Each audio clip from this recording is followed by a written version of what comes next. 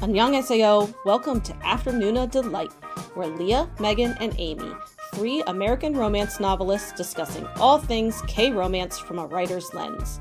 We fangirl over our favorite actors and actresses, talk up our trope addictions, and nerd out on K-drama deep dives. We'll throw in a few K-pop and K-skincare recs for good measure, because why not ride the Hallyu wave all the way to shore? So grab some tteokbokki and listen to your new favorite unnies.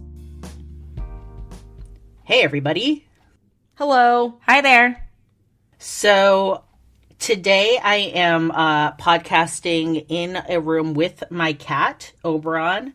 And Oberon may be talky during the podcast. It's hard to say. Like, he was just talking a whole lot, and now he's got some stage fright because, you know, the podcast began. He knew we were starting to record. But he may have some thoughts to share. So I just wanted, if you hear a cat, it is mine. You are not, like, you know, going crazy hearing a cat somewhere. And this is a little bit of a busy night because tomorrow we are going to be leaving to go to Australia. And this isn't something I feel like I've talked a lot about on the pod. You know, we've been doing this for over a year. Australia really hasn't come up. And that's because of COVID. So normally we're like going to Australia not infrequently. My husband's Australian. My kids' grandparents are in Australia. They're the only grandchildren. We try to bring them back, you know, every 10 or 11 months to be able to see grandparents. Although during COVID, Australia had like some of the most secure borders in, you know, the world. So we didn't go back for a long time. Everyone's excited to go. And so for the next, you know, 7 weeks or so, I will be podcasting from down under. From the future. Exactly. From the future. I will be 7 hours behind what I am now, but I'll be a day ahead. Isn't your Australian husband also Canadian? Yes. So he was born in Canada, but okay, so I just recently learned this, which is why I'm like so fascinated by this. So he was born in Canada, and they migrated when he was 5. So his mom, my mother-in-law, is Australian, like through and through Australian, can trace her bloodline back to, like, you know, in part a convict ship where one of their, like, great-greats was a Luddite who broke machinery in England, you know, to protest, like, job loss and, you know, the rise of the future. And so anyway, that got him on a ticket. One-way ticket to the penal colonies. And then my husband's father's side, you know, I mean, they all go back to Britain eventually, but they were Canadian missionaries. And so they spent a lot of time proclaiming the word in, you know, remote, you know, First Nation territories, for better or worse.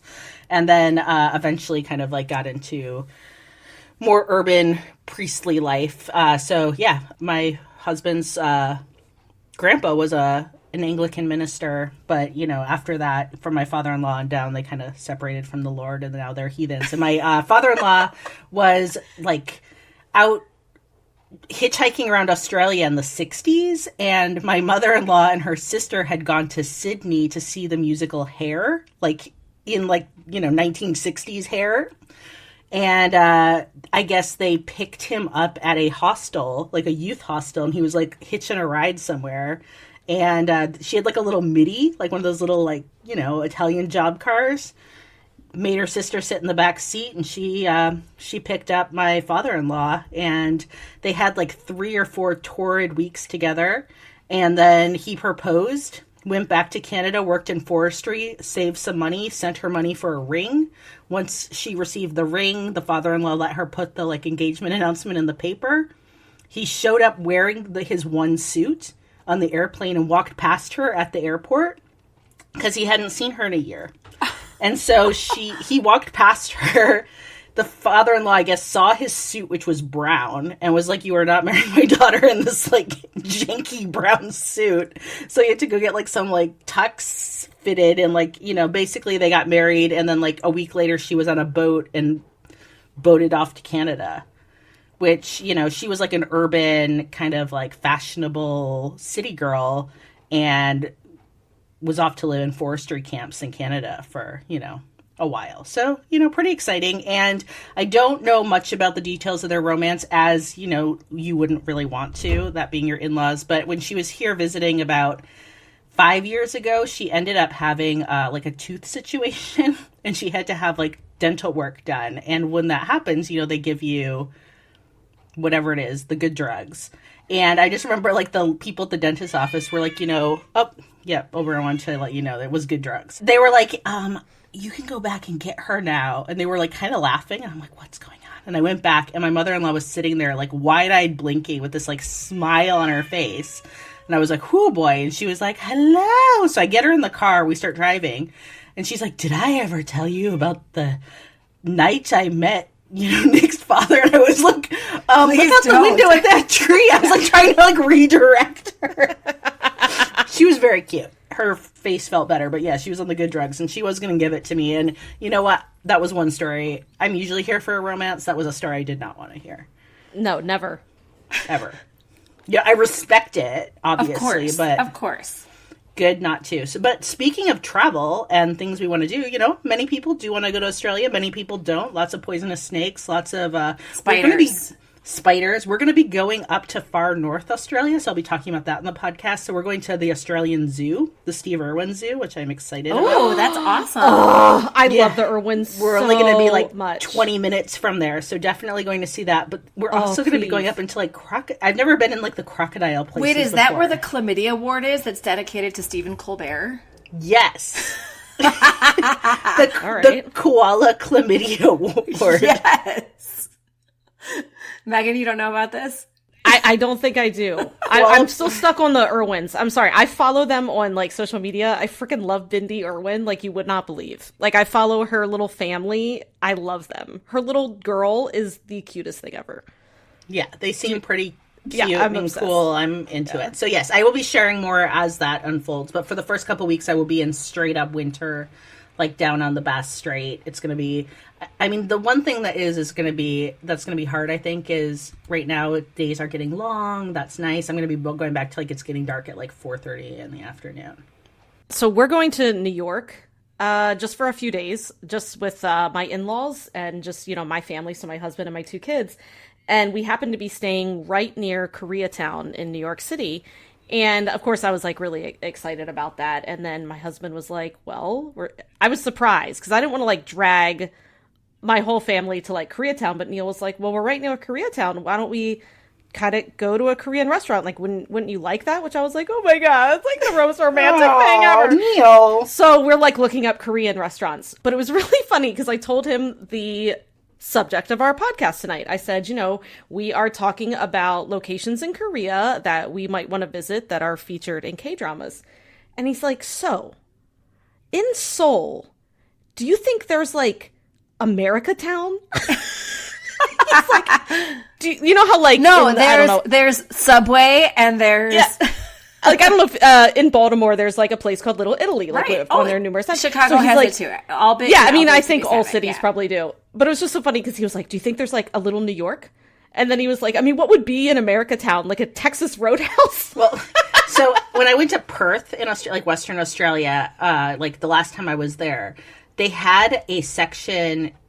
Yes, they had an America store, not a town, but they had like an America store. And I was like, yeah. I'm going to go see what's in the America store. Yeah. It was not a moment of pride. Right. No, I was going to say, was it accurate though? Like, I mean, yes, but it was like the worst of us. Right, of course. Right. Of course. It always So is. it was just like a lot of Reese's Pieces, everything. There was like Captain Crunch cereal. All like the shittiest, like sugary cereals, like that was like a big thing. Well, that's kind of rad, actually. Twinkies. I don't know. I just went in and I'm like, I mean, I guess this is what it's going to be. It just doesn't feel like we've contributed to like a lot to the betterment of humanity. Not at all. And Cap'n Crunch. Yeah, Cap'n. Cap'n, not Captain. Cap'n Crunch. Yeah, Cap'n. You up the I don't know. Anyway, so travel obviously is on the minds of all of us. Tomorrow night at the airport, I am crossing my fingers and toes that Proof, the BTS comeback anthology with some new songs, are it's meant to be dropping at midnight East Coast time. I should be at the airport. I am really hoping I can get a little bit of that. Otherwise, I'm going to be like in the air during the comeback, and that's going to be really hard. But anyway, I'm having a lot of struggles as Army being gone for like the most pivotal 24 hours of my niece and Army life. I'll be like somewhere over the Pacific. Yeah, it is like ramping up. I think I told you, so my daughter has been listening to BTS all the time now. She's really getting into BTS, and I'm really proud of her. Who's her bias? I will ask her. I don't think she has one yet. I think Okay. she's like, I think she's getting into the music, and then the next will be when she starts learning all their names. That's like normally how it goes. Yeah. So I'll have to ask her who like catches her eye, but right now she's really into them. She keeps saying, "Do you know this song by BTS? Do you know this song by BTS?" It's really That's so You cute. let little baby Army call Auntie, and I'll talk to her about it. Well, I'm not going anywhere this summer, so I'm really excited to virtually travel during our episode tonight. Yes. And yeah, as in case you can't tell from the numerous hints that we've been dropping, tonight's episode is all about travel in South Korea, which is something I'm hoping that on my bucket list is traveling to South Korea with the two of you. I was like, it better be with us. Like that's all together a bucket Yes. list Yep. item for sure. For sure. 100%. Big bucket list trip. So what we decided was we kind of all picked an area that we wanted to, consider adding to our travel itinerary. So we picked a section of South Korea, and then we also, talk a little bit about like things to see there, maybe some food to try possibly, and then some dramas related to the place as well. So, hopefully some armchair tourism will happen for you listening back at home, and we're excited because I think this like pumped us up to start to maybe put into fruition some travel planning for, 2023. I feel like I need like an entire month there to do all that I want to do, which is It is true. hard. So who wants to kick us off and tell us where we're off to? So I chose Busan, and I know what you're thinking. Busan, South Korea was a prime film location for Marvel's Black Panther, with that epic high-speed car chase while the good guys were tailing arms dealer Ulysses Klaus. No? That's not the first thing that comes to mind for you? No, I had no idea that was something. Yeah, I was actually confused. I was like, did you go off the rails? Did you drink? No, I'm completely sober. But fine. How about the dramas The King, The Eternal Monarch, Fight for My Way, and the Apple Plus miniseries Pachinko? Do those maybe ring a bell for you? Because I'm going to be highlighting South Korea's seaport city that I first fell for when watching my Minho as Lee Gon, the universe-traveling king of Korea with a C. That's the bell. It rang the bell. I'm going to do a few historical facts about Busan in general before getting to a few specific parts of Busan that I think would be great to go to and that are highlighted in the dramas that I mentioned. So, this is from our lovely friends at Wikipedia. In 1876, Busan became the first international port in Korea under the terms of the Treaty of Ganghwa. During the Japanese rule, Busan developed into a hub trading port with Japan, and it was the only city in Korea to adopt the steam tramway before electrification was introduced in 1924. During the Korean War, Busan was one of only 2 cities in South Korea not captured by the North Korean army within the first 3 months of the war, the other being Daegu. As a result, the cities became refugee campsites for Koreans during the war. And according to the Korea Times, around 500,000 refugees were located in Busan in early 1951. As Busan was one of the few areas in Korea that remained under the control of South Korea throughout the Korean War, for some time it served as a temporary capital of the Republic of Korea. UN troops established a defensive perimeter around the city known as the Busan Perimeter in the summer and autumn of 1950. And since then, the city has been, I don't really understand this, but the city has been a self-governing metropolis and has built a strong urban character. So that was brand new to me, the whole self-governing thing. I don't really understand how that works, but now I'm really, really intrigued and want to learn more. Did either of you know about that, about Busan being self-governing? No, and I still don't really know what that means. I don't either, but it's a thing. So since I don't know much more about that right now because it didn't quite fit into what we're doing tonight, I'll look it up another time. Let's take a look at some of the interesting spots to check out if and when we make it to South Korea. Starting with, I'm going to butcher saying this, Hyundai District in Busan, which is sort of the most populous district right now. Wait, how do you spell it? Haeundae. Hyundai. Okay, yeah, I'm pretty sure I've heard of that, or like in Sounds like dramas and stuff. like Hyundai, like It does. car. Yeah. We have a Hyundai too. Yeah, so it's where they filmed this scene in The King Eternal Monarch where Lee Min-ho confronts his uncle while on his white steed Maximus in the middle of a crowded city street. I love this scene. And a little bit of history about the area itself. Hyundai takes its name from the 9th century Silla scholar and poet Choi Chi-wan, who, according to a historical account, admired the view from the beach and built a pavilion nearby. A piece of Choi's calligraphy, which he engraved on a rock at Hyundai, still exists. And the district actually remained pretty isolated and underdeveloped until the 70s, like the late 1970s and early 80s, when a small number of luxury hotels kind of popped up following the Seoul Olympics. Thank you, Reply 1988, for portraying the importance of this event to South Korea. Now it's host to the Busan International Film Festival, which makes basically Busan South Korea's movie capital. And Marine City, which is like that little almost peninsula of like high-rise residences that we see a lot of shots of in The King Eternal Monarch. And, you know, like it's really big high-rises, and those are like luxury residences. So if you visit, make sure to hit Hyundai Beach, where you'll also find Busan's Sea Life Aquarium. Dine on some traditional Korean street food like tteokbokki or fish cake at the Hyundai Market, or head up to Dalmaji Hill to find cafes and art galleries. And in the spring, Dalmaji Gill Road is a top spot for cherry blossoms. And finally, there's Cinema Street with film-related art and sculptures. Like there's some painted trick of the eye stuff on the pavement. I was looking at pictures. It's really cool. And then Santorini Square, where a lot of Korean actors have left their handprints in the pavement. So very much, you know, kind of like the Hollywood Walk of Fame. So that's a really key spot in Busan that was featured in The King, the Eternal Monarch. And then we've got Gwangan-daegyo Bridge, which is also called Gwangan Bridge, which I'll say from now on because that's easier. And this also plays a role in The King Eternal Monarch. This is where we see Lee Gon and Tae-ol, Lee Min-ho and Kim Go-eun, as they are returning to the palace in Korea with the sea by boat. The bridge is a suspension bridge located in Busan, South Korea. It connects Daegu to Suyeong-gu, and the road surface is about 6,500 meters long, with the bridge being just a little bit over 7,000 meters.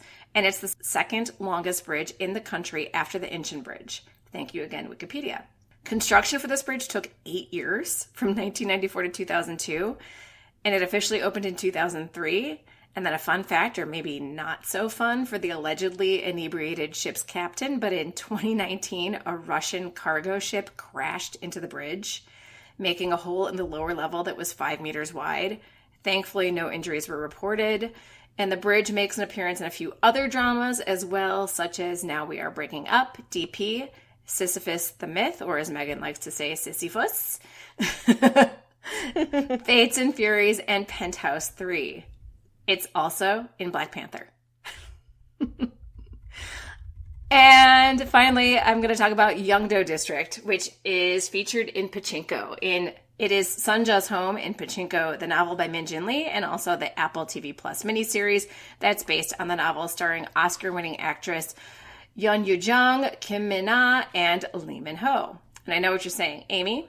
I see a pattern here with your location and a certain actor who appears in both dramas you've mentioned so far that take place in said location. And to that I say, there is no such thing as coincidences, only fate, and I am fated to be with Lee Min-ho. So, a tiny bit of history on Yeongdo, which means young island.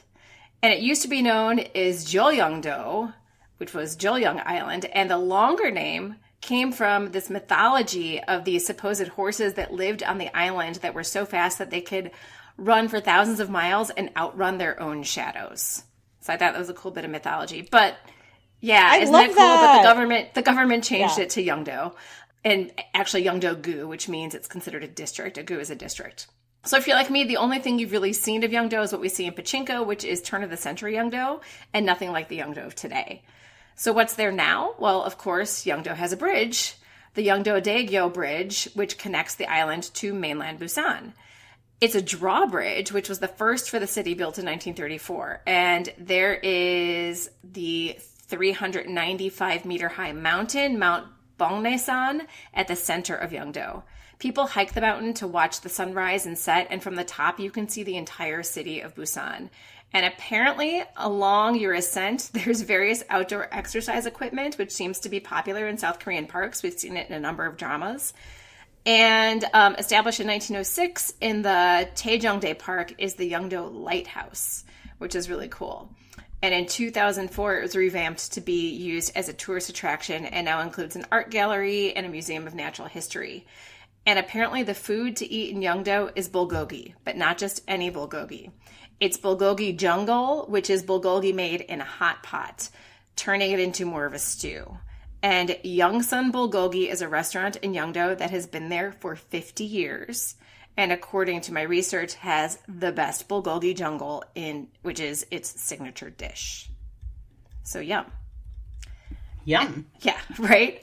I know I'm hungry now. And finally, a quick honorable mention to the rooftop Bamcheongdong. This is in Busan, and this is where in Fight for My Way, our 4 leads hang out on, it's like the top of the building and look down on all those like beautiful colored buildings and rooftops of Busan. And they used to have paraphernalia or memorabilia from the drama up on the rooftop, but because it belongs to a private residence, like you can't just go up there, they ended up moving it to a more public apartment building nearby. So you can go see all the memorabilia not actually on this building anymore. So yeah, there's much to see and do and eat and learn in the South Korean self-governed city of Busan, home to my king of Korea with a C. Also, because you mentioned the Sea Life Busan Aquarium, yeah, so that's the aquarium in Move to Heaven. Totally. I totally forgot about that. I had actually always wondered where that aquarium was located because I absolutely love aquariums, and that one really stood out to me because it's like massive, huge wall that Guru stands in front of, and watches the fish, and so that's really cool. I would love to go for sure. there. Oh, now that I know which aquarium that is, actually, I'm really excited. Yeah. So if we go, are we gonna take the train to Busan? We have to. And fight all the zombies. I will make a note that we actually did not focus on Seoul for this podcast, just because we kind of found other places that were of interest, and I feel like in the future maybe we will do a podcast. I was gonna say Seoul's too big to do as like a one-off kind of thing. Yeah. Same. So we're not we're not really picking places in Seoul for this podcast. And yeah, we'll do it another time and have to split it up between all three of us. And we can save the Busan self-governing, maybe for an I have questions. I have questions, yeah, because that's definitely added to my list now. So I chose Daegu. So it literally means large hill. And Daegu is the 3rd largest city in South Korea after Seoul and Busan. It is the 3rd largest metropolitan area in the nation with over 2.5 million residents. It's located in southeastern Korea, which is about 50 miles from the sea coast.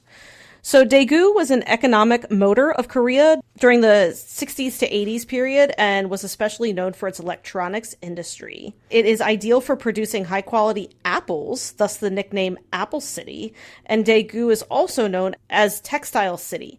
Textiles used to be the pillar industry of the city. Daegu is currently focusing on fostering fashion and high-tech industries.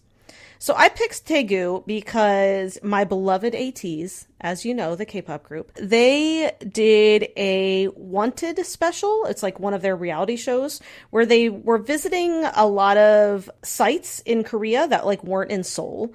And a lot of them were related to K-dramas. And so the first couple episodes of the series, they focused in Daegu, and I was really, really interested in the sites they went to, and they would even like recreate some scenes from the K-dramas that took place at these settings. And so, yeah, it just made me want to research Daegu a little more. So that is why I chose it. First, I want to talk about the March 1st movement stairs, this was probably the most interesting to me of what I found. So The March 1st movement stairs are basically like a long set of about 90 stairs. And it's featured in episode 14 of What's Wrong with Secretary Kim. That's where Young Joon tells Miso that she's as pretty as the stairs. And then he kind of goes like all Instagram boyfriend and takes lots of pictures of her as she poses. You know how corny the end I know, of What's but Wrong I with love it. Secretary I love it because it's Park Seo-joon, so I love it. Oh, it's great. In his suit with his like perfect hair. So anyway, I thought these stairs were just kind of like a pretty set of stairs. I didn't realize that they had such a significant history to them, which they do. Korea had been under Japanese rule from 1910 to 1945, as most of us know, and one of the earliest demonstrations of resistance occurred in 1919 with the March 1st Independence Movement. The March 1st Independence Movement Road is in Daegu, specifically in Dosan-dong, Junggu, of the Gyeongsang province. And on March 8th, 1919, students from various high schools in the area secretly assembled and rallied down this alleyway, at the time a pine forest, and its 90-step stairs during the March 1st independent movement. The students hid and marched on the stairs during the revolt. And if you look at pictures of it now, there are Korean flags and photographs all along the wall to remember its significance. So, you can go there and you can recreate the scenes in What's Wrong with Secretary Kim, and then also learn about the importance and the history of the stairs to the resistance movement. So, speaking of What's Wrong with Secretary Kim, I think there were a lot of Daegu filming locations in that drama. Daegu is also home to the Apsan Observatory, which, again, also in What's Wrong with Secretary Kim, and I encourage you to Google it because I think once you see the image of the observatory, you'll recognize it. But it's basically an observatory nested at the Mount Aspen that offers a panoramic view of downtown Daegu. So visitors can visit the observatory by taking a 15-minute cable car ride or hiking for about an hour, which, Misu probably did in her heels. I'm sure she did. So it's really recommended to visit this observatory at night because the city will turn into a city of light during nighttime. And I do remember seeing that in What's Wrong with Secretary Kim. They visited at night and it was really beautiful. So Daegu is also home to the Nampyeong Moon Clan's original residence area. And if you've seen Moon Lovers, Scarlet Heart Rio, which I have not, but Leah has, this is where I think a large portion of that drama took place. So it used to be part of a temple, but the Moon Clan organized the land and to make the area a residence for many generations. As of now, 9 houses and 2 pavilions, as well as a low wall, are located near the road. There's a large building in the center called Sabangjongsa. It is used as a gathering place and features beautiful gardens. And it's also home to a educational place for studies, preserves about 10,000 books and clan treasures. And just a little information. As a family name, Moon is written with 1 hanja, and it means writing. And last, Daegu is also home to the Kimyoung University's Hanhakjeon Village. And so this was featured in the drama Mr. Sunshine. So this was the school where Go A-shin, played by Kim Tae-ri, learns English. And it was also portrayed as the prestigious Shinhwa High School in Boys Over Flowers. I think I saw that one. Yeah, I think you did. So Songsa campus of Kimyoung University catches the attention of many K-drama lovers, has beautiful buildings surrounded by colorful autumn leaves, has exotic architecture and a beautiful landscape. So, and one last thing about Daegu is that the food that they are known for is spicy beef stew. So this dish, which is only found in Daegu, is made with beef shank, leek, and radish, cooked in a broth with plenty of red pepper powder and chopped garlic. It says it has a aftertaste that is both spicy and refreshing. Maybe it's refreshing because it clears your sinuses. That sounds good. Spicy garlic, I'm in. Right, and so it has a tradition of more than 50 years dating back to the days of the Korean War. So the soup is made by boiling the bones and guts overnight. It's like a bone broth, yeah. Yeah, and then add leeks, radishes, hot red pepper powder, and crushed garlic. And it gained its popularity among the refugees during the Korean War. So I would also like to try that, even though it worries me a little bit because I'm a baby when it comes to spice. I'm not a baby when it comes to spice, but if I do try it, you're probably going to want to like stay away from me for like a day or two until all the garlic is out of my system. I know, that too. I will recommend watching the AT special because it was really, really interesting. They talked a lot more about these locations. Yeah, I can share the link in the show notes, but it was the whole special was really interesting. It was maybe like 8 episodes, and they visited a lot of different places around Korea that weren't in Seoul. So I found it really, really cool to see all these different locations that I don't feel like we normally see. So I will link it, and yeah, I will put Daegu on my to visit list. I love how much that we're learning about places that, 18 months ago I knew nothing about. So this is a lot of fun. And I definitely want to go to Daegu as a pilgrim for BTS because it has 2 very famous sons. One is Kim Taehyung, and then the other is my own Min Yoongi, who goes by August D for his, his solo stuff, the D for Daegu. Aw, I love that. So if you're a Suga stan or a V stan, Daegu. All right, well, now is the time in our program where we talk about our K-pop rec of the week, speaking of BTS. And Megan, who do you have for us this week?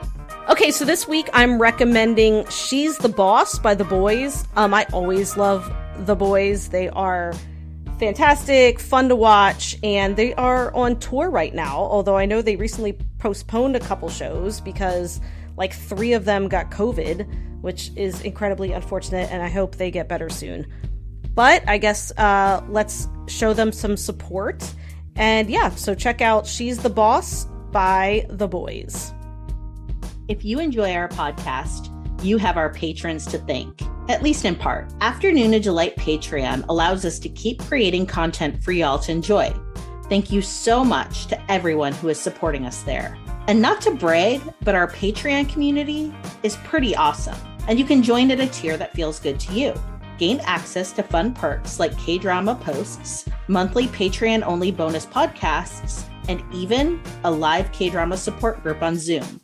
Because we know firsthand what it's like to have no one to talk to about those crazy plot twists, amazing characters, and all those feelings.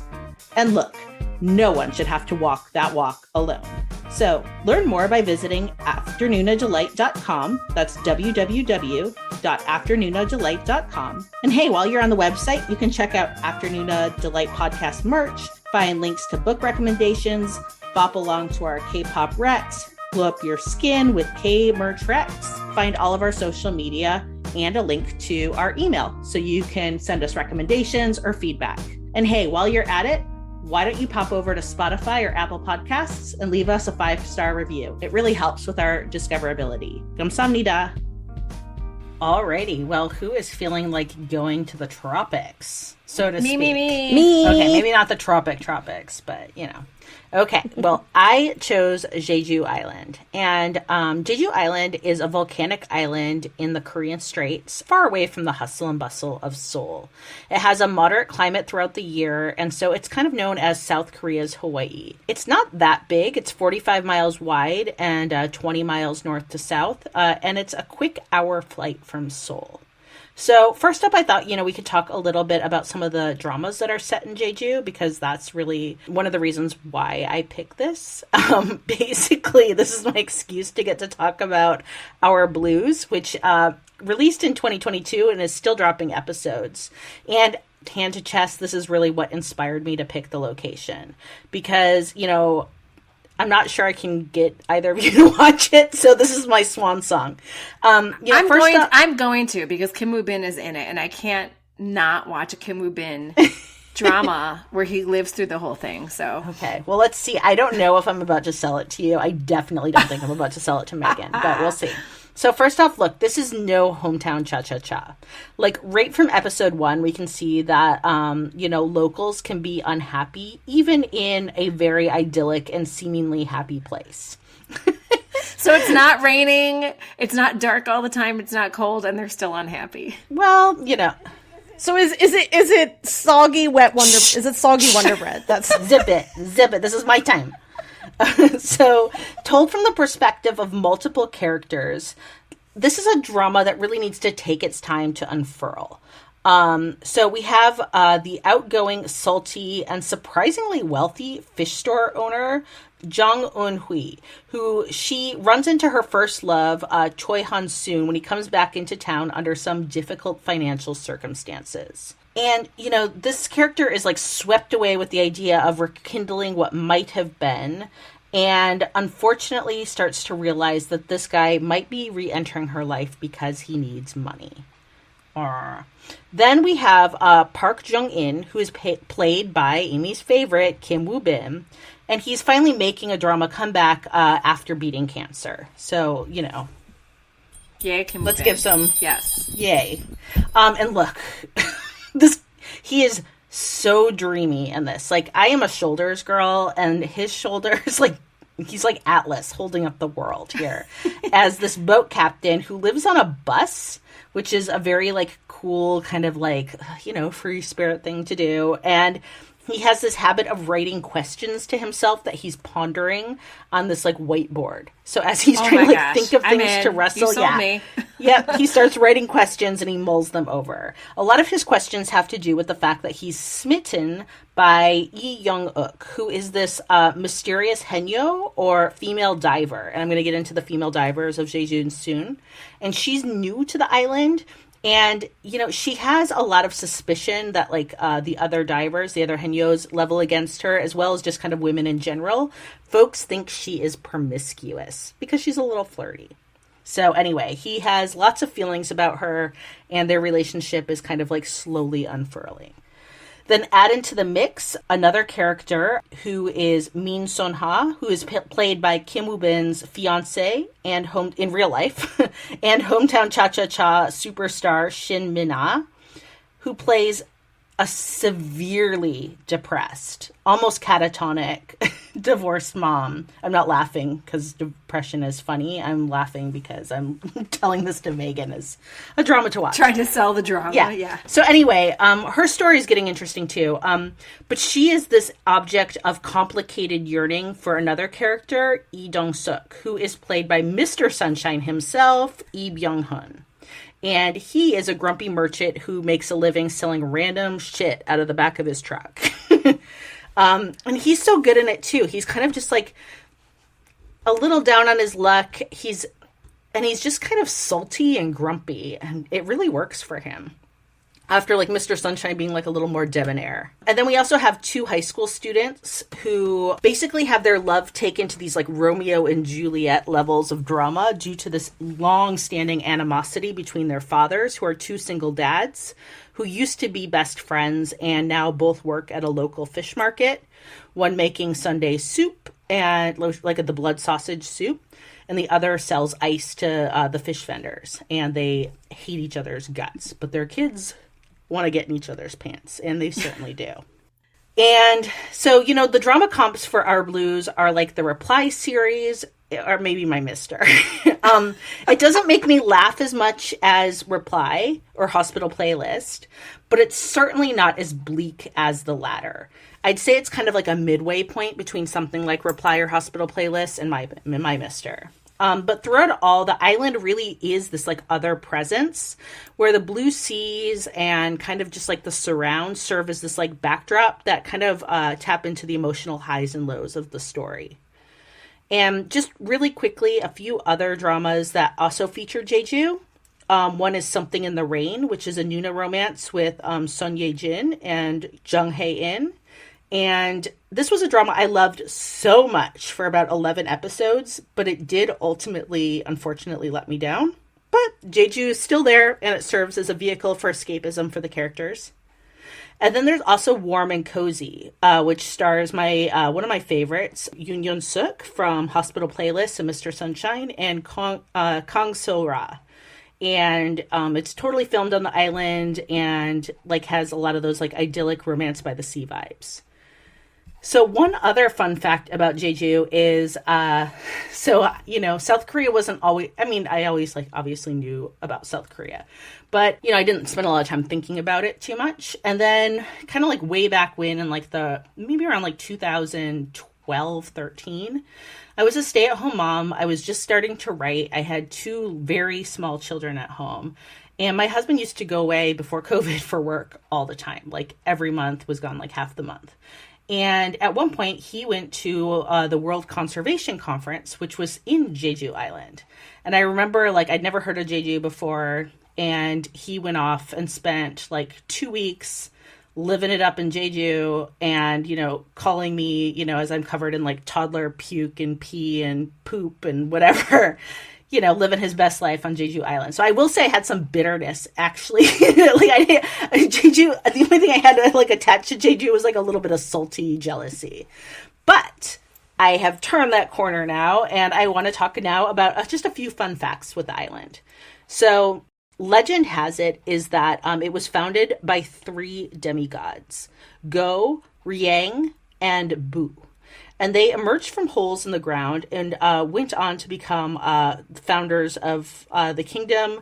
And so it was until the island fell under Joseon control in the 1400s. But interestingly enough, the names Go, Riang, and Bu are common last names among locals still on the island. So something else that's super rad, and I touched on this really briefly in the Our Blues recap, is that Jeju has a matriarchal family structure. So, in many cultures, it's really common to have these patriarchal family structures where the man is the head of the household and is the main provider. On Jeju, women were often the main providers because of the fact of these hanyos, literally translated to sea woman or female divers. So these women harvest mollusks, seaweed, and other sea life from the ocean floor, abalone.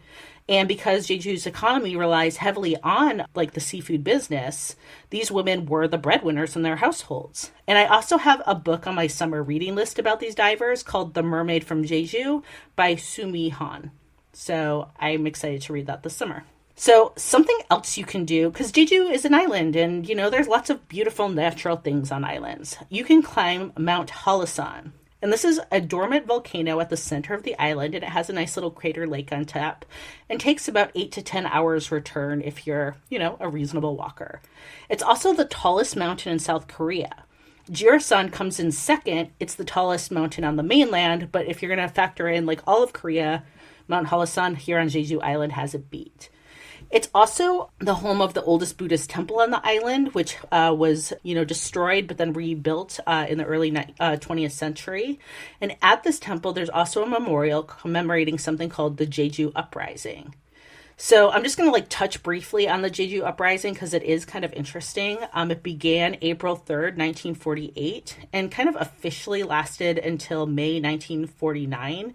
But small pockets of fighting remained until 1953. And so at that April 3rd kind of breakout of activity, communist rebels attacked police stations, killed folks, burned polling centers, and urged the local population to rise up and liberate their country from the so-called American cannibals. Their words, not mine, but and by 1949 the rebels were openly siding with Kim Il-sung, of fame as, the founding leader of North Korea. And then after North Korea invaded the 38th parallel in 1950, South Korean military ordered a preemptive apprehension of suspected leftists nationwide. So basically, if they even just thought you were, somebody who was a leftist, you could be taken into custody. And on Jeju, thousands were detained, and they were sorted into groups labeled loosely as A, B, C, and D based on their perceived security risks. Then the Jeju police were instructed to execute all those in groups C and D by firing squad. And the estimated total death could be as high as 30,000 people. And these atrocities were carried out in front of the U.S. military, and Americans documented the massacre but did not intervene. And there's many locations around Jeju where the citizens who were killed have been marked or commemorated by towers of volcanic stones. So maybe I should have put that last. It's a weird pivot. I'm like, I don't know where to go from that. Yeah, that's heavy. It actually made me think of Mr. Sunshine and American Complicity in things. So maybe that can be something from the I Have Questions, like more questions there, obviously, and America's complicated history on the Korean Peninsula. So we'll put a pin on that, and we'll try to move to something a little bit later, which is food to try in Jeju. So, obviously it's an island. Seafood is big. A couple things that caught my eye are something called raw cuttlefish water, or hanchi molhue, which I could be pronouncing very badly. I apologize. But it translates into raw cuttlefish water. But the name isn't meant to fool you. It's an icy soup that's full of fresh, thinly sliced raw cuttlefish, which is a type of squid. And then soybean paste, red pepper paste, vegetables, and vinegar. I really like cold soups. I think it sounds good. Also, Jeju has a very famous food, which is black pig. So in traditional Jeju architecture, they had like outhouses that were built on stilts, and pigs would, hang out and chow down around like the farming family's leavings.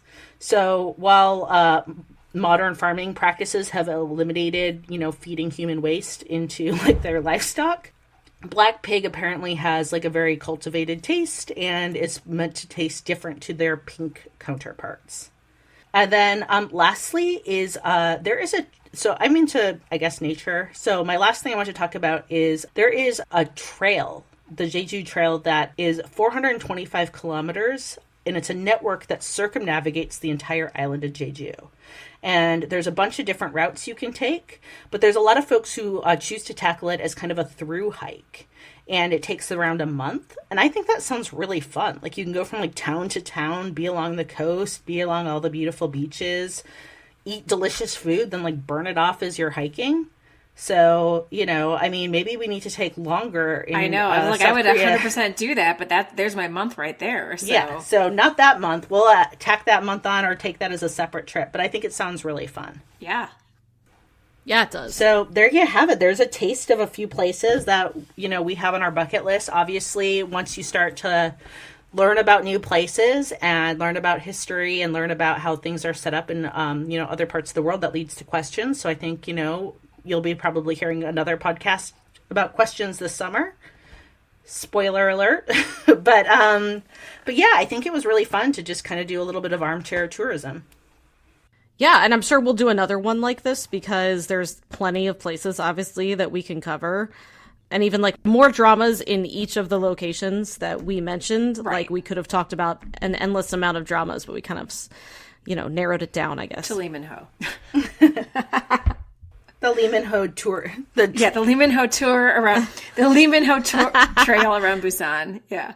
Dude, obviously I'm sure that there's tour groups dedicated to K-dramas in Korea, but how funny would it be if there was like one that was just specifically like, let's visit all the Lee Min-ho locations where he filmed. Sign me up. And you just wear like a giant Lee Min-ho t-shirt. Just his face. Just like nothing on it, but just like a giant picture of his face. Oh my God. Or like a mask, like a bank robber, but it's Lee Maybe this, I know you're about to like kind of like start a new job, Amy, and like have a career change, but eventually this could be a nice pivot to you. You could be the tour leader. I could be the Lee Min-ho tour guide. Sure. This could be Amy's Lee Min-ho. So maybe someday when I'm an empty nester and I'm an expat in South Korea, that's how I will make my way for my twilight years. Auntie Amy's Lee Min-ho tour. There you go. Driving the caravan, the coach around. So you're not traveling to Korea tomorrow, Leah, but you are traveling to Australia. And are there any places, since it's been so long since you've been there, that you're excited to see that you haven't seen in a few years?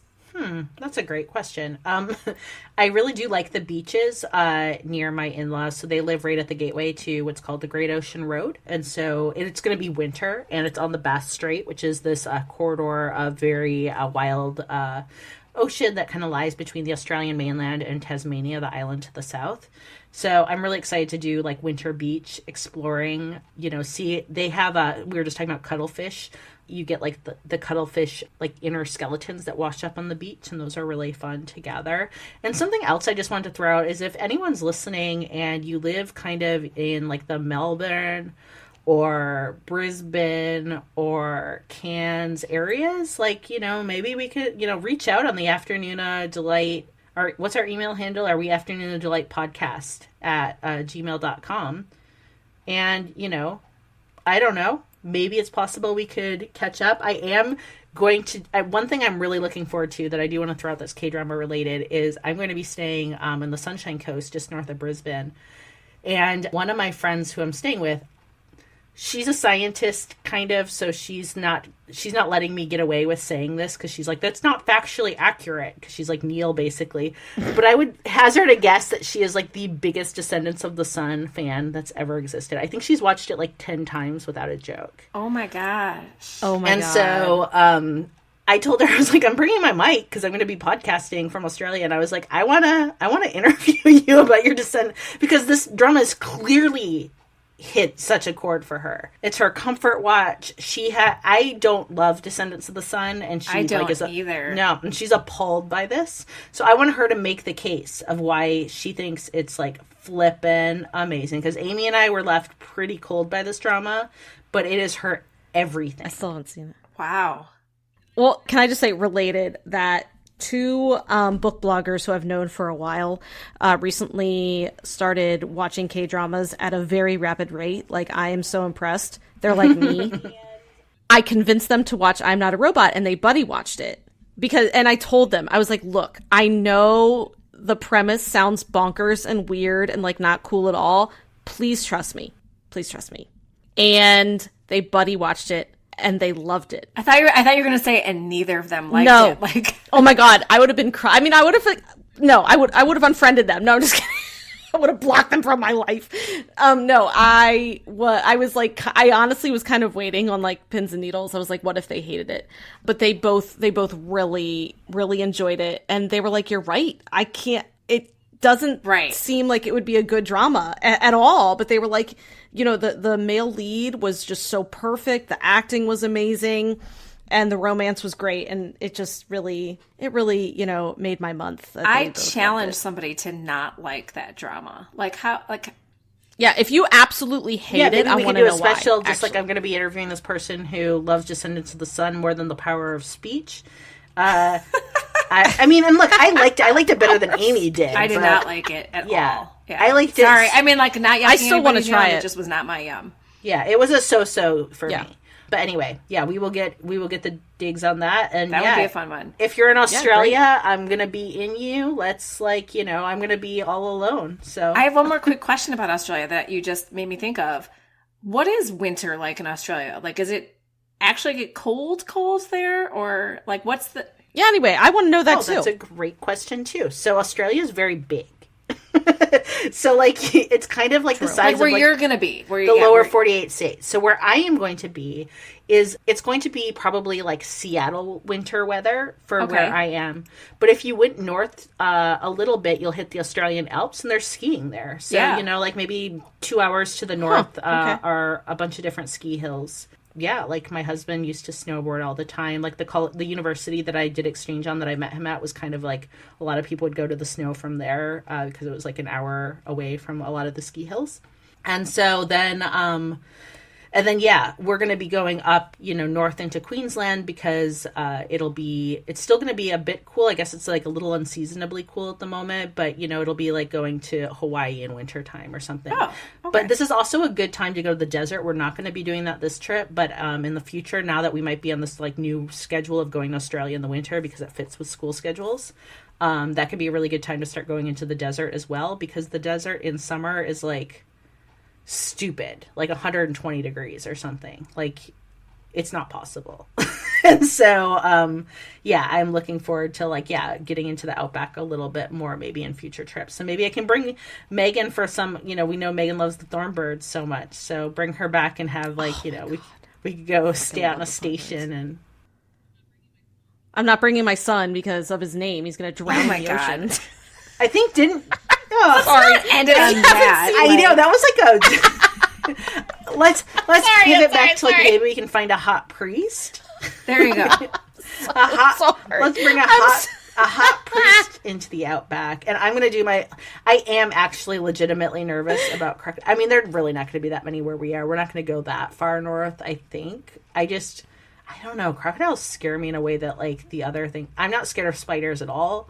Snakes I don't love, but I've kind of like made my peace with like giving them space. But crocodiles, they just feel like they're no joke. Scary. Well, I feel like American media like only depicts Australia as like hot as shit. Like, do you know what I'm saying? Like, I feel like American media does not recognize that like Australia has seasons. And so like they do like the Crocodile like, Dundee if you picture type of thing. Yeah, like every movie that's like in Australia or has Australia people, they're like all wearing shorts and boots and they're sweaty. And it's like, and every time there's something in Australia, it's like, and Melbourne is very much like very Seattle. Everyone wears black. It's very stylish. Big art scene, lots of coffee, cool. A big Italian population, a big Greek population, and so totally just like, I know what you're saying. There's like a little bit of the stereotype, but just like all Americans aren't like hanging out at, I don't know, eating Captain Crunch. Well, have a wonderful trip. We're excited to pod with you from Australia for our next week. one. We expect an accent next week. Oh my god, my I'm just fake kidding. Australian accent is legitimately the worst, but I will do my best. I'm just kidding. All right, we'll see everyone next week. Annyeong. Annyeong. Kamsahamnida. Thank you for listening to Afternoona Delight. Where can you find us outside the pod? Head on over to afternoonadelight.com. That's AFTERNOONADELIGHT.com. You'll find links to all our social media, our book recs, K-pop and K-skincare recs, and if you want even more Afternoona Delight, because really who doesn't, you can join our Patreon, where you can choose the patron level that's right for you. Join in daily K-drama conversations, listen to bonus podcast episodes just for patrons, and participate in our monthly live K-drama support group via Zoom. We can't wait for you to be a part of the community. Until next time, annyeong!